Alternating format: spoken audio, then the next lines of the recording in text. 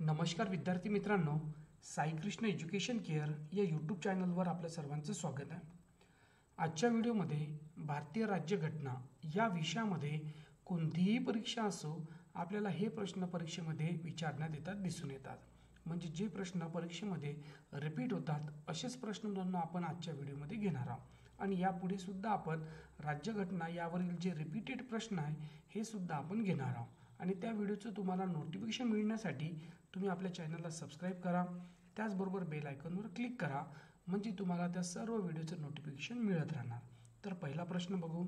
पहिला प्रश्न लक्षात घ्या, काळजीपूर्वक लक्ष द्या. घटनाकारांच्या मते भारतीय राज्यघटनेची गुरुकिल्ली म्हणजे रिकामी जागा होय. म्हणजे घटनाकारांच्या मते आपल्या राज्यघटनेची गुरुकिल्ली म्हणजे काय, असा आपल्याला प्रश्न दिलेला आहे. त्याचं उत्तर येते ऑप्शन क्रमांक 4. म्हणजे आपल्या राज्यघटनेची गुरुकिल्ली म्हणजे आपल्या राज्यघटनेचा सरनामा, त्यालाच आपण म्हणतो उद्देशपत्रिका. आणि ही संकल्पना आपण अमेरिका या देशाकडून घेतलेली आहे. यावर सुद्धा प्रश्न आलेला आहे, थोडंसं लक्ष राहू द्या. पुढचा प्रश्न बघू. पुढचा प्रश्न दिलेला आहे, भारतीय राज्यघटनेच्या सुरुवातीस इतकी कलमे व इतकी परिशिष्ट होती. म्हणजे आपल्या राज्यघटनेच्या सुरुवातीला एकूण किती कलमे आणि त्यामध्ये किती परिशिष्ट होती, असा आपल्याला प्रश्न दिलेला आहे. त्याचं उत्तर बघितलं आपण तर ऑप्शन क्रमांक 3 म्हणू शकतो. म्हणजे बघितलं तर 395 कलम आणि 8 परिशिष्ट. हे थोडंसं परीक्षेच्या दृष्टिकोनातून लक्षात राहू द्या. पुढचा प्रश्न आहे, काळजीपूर्वक लक्ष द्या. भारतीय घटना समितीची पहिली बैठक या दिवशी झाली. म्हणजे आपल्या राज्यघटना तयार करण्यासाठी जी घटना समिती होती त्या घटना समितीची पहिली बैठक कोणत्या दिवशी झाली, असा आपल्याला प्रश्न विचारलेला आहे. याचं उत्तर येते ऑप्शन क्रमांक 1, 9 डिसेंबर 1946.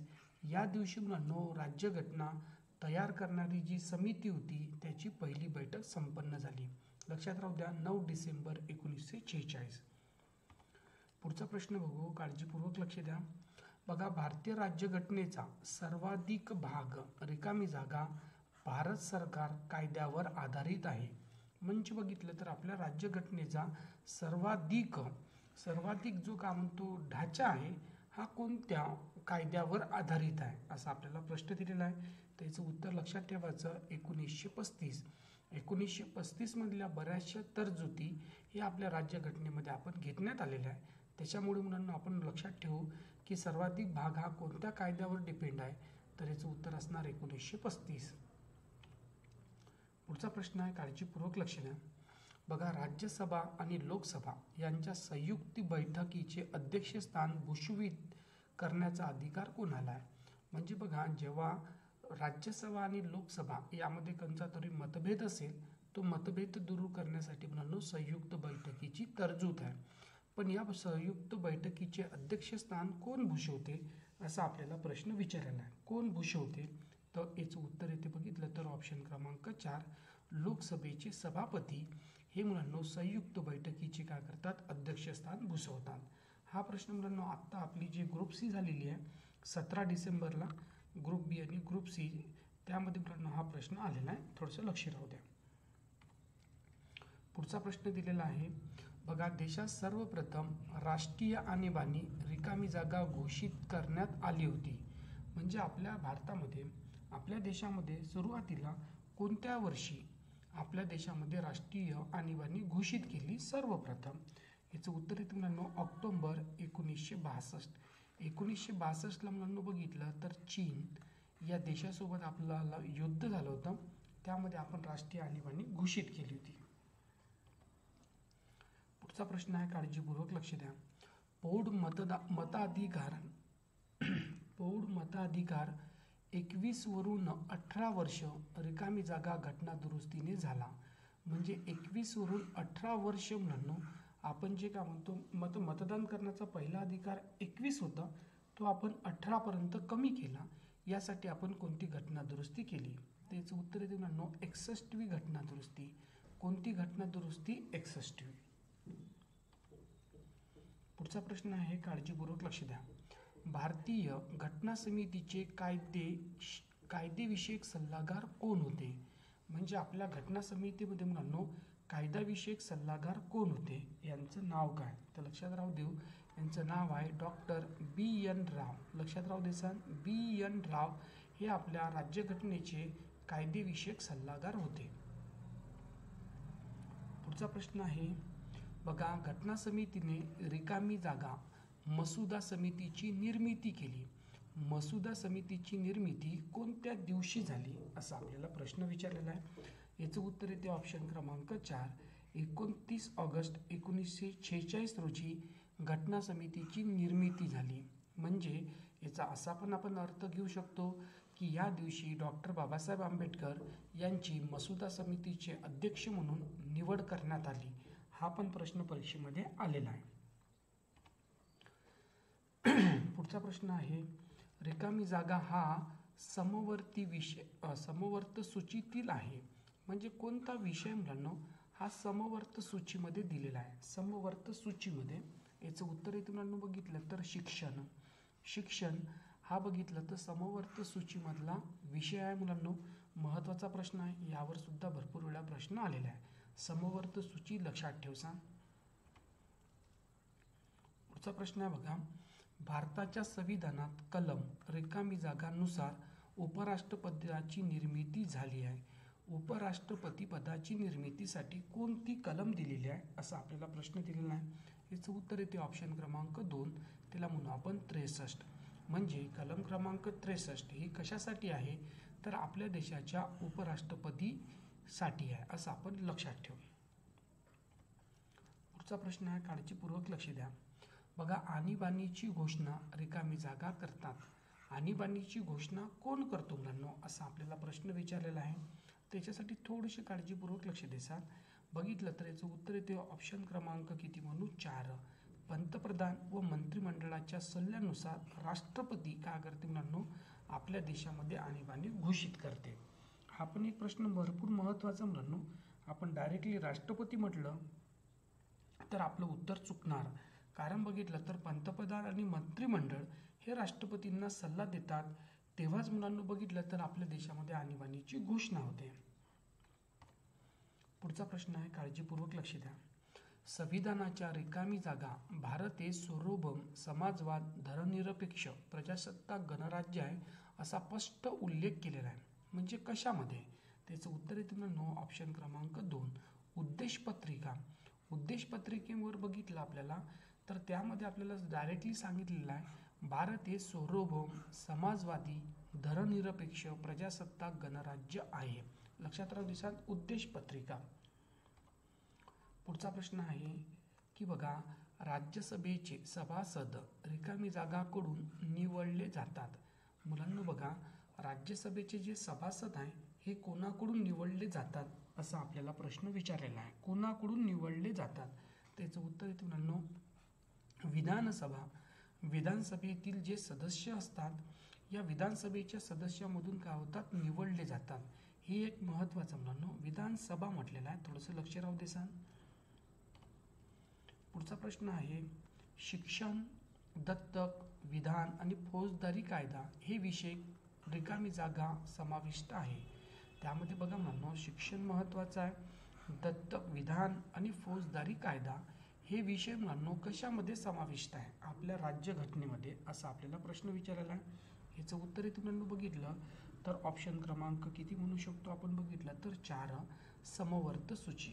कारण या पहिला जो प्रश्न होता त्यामध्ये आपल्याला शिक्षण दिला होता. शिक्षण सुद्धा समवर्ती आणि दत्तक, विधान आणि फौजदारी कायदा हा सुद्धा समवर्त सूचीमध्ये. ही पण कॉन्सेप्ट लक्षात ठेवा. पुढचा प्रश्न आहे, काळजीपूर्वक लक्ष द्या.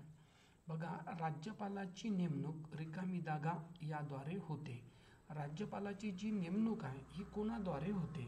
तर हे बघितलं तर मुलांना आपण बघता येणार तर राष्ट्रपती. राष्ट्रपतीद्वारा त्यांची नेमणूक केली जाते. ही पण गोष्ट लक्षात ठेवसा. पुढचा प्रश्न आहे बघा, शोषणाविरुद्धचा हक्क घटनेच्या रिकामी जागा कलमात दिलेला आहे. जे शोषणाविरुद्धचा हक्क आहे हे कोणत्या कलमात दिलेला आहे असा आपल्याला प्रश्न विचारलेला आहे. त्याचं उत्तर येते मुलांनो 23 आणि 24 कलममध्ये शोषणाविरुद्धचा हक्क आपल्याला दिलेला आहे. हा पण एक प्रश्न महत्त्वाचा आहे, म्हणजे प्रश्न चुकणार नाही. पुढचा प्रश्न आहे बघा, लोकसभेचे सभापती आपला राजीनामा रिकामी जागा देतात. म्हणजे जे लोकसभेचे सभापती असतात मुलांनो, हे आपला राजीनामा कोणाकडे देतात? त्याचं उत्तर येते मुलांनो उपसभापती. कारण लक्षात द्या, राष्ट्रपती, उपराष्ट्रपती, लोकसभेचे सभापती, उपसभापती या दोन गोष्टी लक्षात ठेवा. पुढचा प्रश्न आहे बघा, संसदेच्या संयुक्त अधिवेशनात म्हटलेला आहे अभिभाषण करण्याचा अधिकार कोणाला आहे? संयुक्त अधिवेशनामध्ये मुलांनो कोणाला अधिकार आहे? आपण का म्हणतो बघितलं तर अभिभाषण करण्याचा. त्याचं उत्तर येते मुलांनो ऑप्शन क्रमांक 2 राष्ट्रपती यांना मुलांनो अधिकार दिलेला आहे अभिभाषण करण्याचा. हे एक कॉन्सेप्ट लक्षात ठेवा. पुढचा प्रश्न आहे लक्ष देऊ बघा, विधान परिषदेतील एकूण सभासद संख्येच्या रिकामी जागा सभासद त्या घटक राज्यातील शिक्षक मतदारसंघातर्फे निवडले जातात. म्हणजे एकदम सोपी गोष्ट लक्षात ठेवू, जी विधान परिषद आहे या विधान परिषदेमध्ये मुलांनो शिक्षक मतदारसंघामधून किती निवडले जातात असा आपल्याला प्रश्न दिलेला आहे. त्याचं उत्तर इथे बघितलं तर ऑप्शन क्रमांक 2 1/12. म्हणजे किती? 1/12 एवढे सदस्य मुलांनो शिक्षक मतदारसंघातून निवडले जातात. पुढचा प्रश्न आहे, काळजीपूर्वक लक्ष द्या. राज्यघटनेच्या रिकामी जागा भागात मूलभूत कर्तव्याचा समावेश आहे. मूलभूत कर्तव्याचा समावेश कशामध्ये आहे असा आपल्याला प्रश्न विचारलेला आहे. मूलभूत कर्तव्य म्हटलेलं आहे. तर याचं उत्तर इथे मुलांनो बघितलं तर 4A लक्षात ठेवसा. इथं थोडंसं प्रिंट मिस्टेक झालेली आहे, तर लक्षात ठेवसा मुलांनो 4A मध्ये आपल्याला काय दिसून येते बघितलं तर मूलभूत कर्तव्याचा समावेश. पुढचा प्रश्न आहे लक्ष द्या बघा, केंद्र लोकसेवा आयोग आणि राज्य लोकसेवा आयोगाची निर्मिती घटनेच्या या कलमानुसार झाली आहे. म्हणजे मुलांनो UPSC आणि सोबत MPSC यासाठी कोणत्या घटनेमध्ये आपल्याला कलम दिलेला आहे असा आपल्याला प्रश्न विचारलेला आहे. त्याचं उत्तर इथे मुलांनो बघितलं तर कलम क्रमांक 315 मध्ये आपल्याला सांगितलेलं आहे.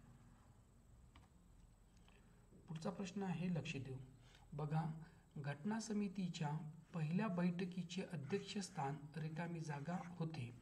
म्हणजे घटना समितीची मुलांनो बघितलं तर जे पहिली बैठक आहे त्याचे अध्यक्षस्थान कोणी भूषवले? तर यांचं उत्तर येते मुलांनो ऑप्शन क्रमांक 3. यांना म्हणू आपण सच्चिदानंद सिन्हा या पहिल्या बैठकीचे होते.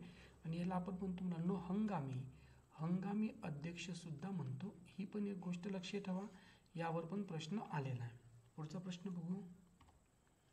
पुढचा प्रश्न आहे लक्ष द्या बघा, भारतीय राज्यघटनेची अंमलबजावणी रिकामी जागापासून झाली. आपल्या राज्यघटनेची अंमलबजावणी कधीपासून झाली असा आपल्याला प्रश्न विचारलेला आहे. अंमलबजावणी म्हटलेला मुलांनो आणि लागू ही एक दोन वेगवेगळ्या गोष्टी आहे. बरं लक्षात राहू दे सांग. इथं बघितलं तर किती 26 जानेवारी 1950 या दिवशी मुलांनो अंमलबजावणीची सुरुवात झाली. म्हणजे अंमलबजावणी यापासून सुरू झाली. पुढचा प्रश्न आहे बघा, राज्य पुनर्रचना समितीची स्थापना यामध्ये झाली. म्हणजे बघा, राज्य पुनर्रचना समितीची स्थापना कोणत्या वर्षी झाली असा आपल्याला प्रश्न दिलेला आहे. याचं उत्तर इथे बघितलं तर 1953. यापासून मुलांना बघितलं तर समोर मग भाषावर प्रांतरचना करणे या गोष्टीला सुरुवात झाली. तर ही पण एक महत्त्वाची कॉन्सेप्ट आहे. थोडंसं परीक्षेच्या दृष्टिकोनातून लक्ष ठेवा. ओके, हे झालं मुलांनो राज्यघटना या विषयावरील प्रश्न. आता आपण बघणार आहोत मुलांनो यावरचा दुसरा पार्ट. त्यामध्ये सुद्धा तुम्हाला अशाच महत्त्वाच्या व्हिडिओचं काम होतं. आपल्या प्रश्नांचं तुम्हाला तिथे स्वरूप दिसून येणार. ओके, चला ठीक आहे मुलांनो, पुन्हा भेटू आपण आपल्या रोजच्या व्हिडिओवर. Okay, thank you very much.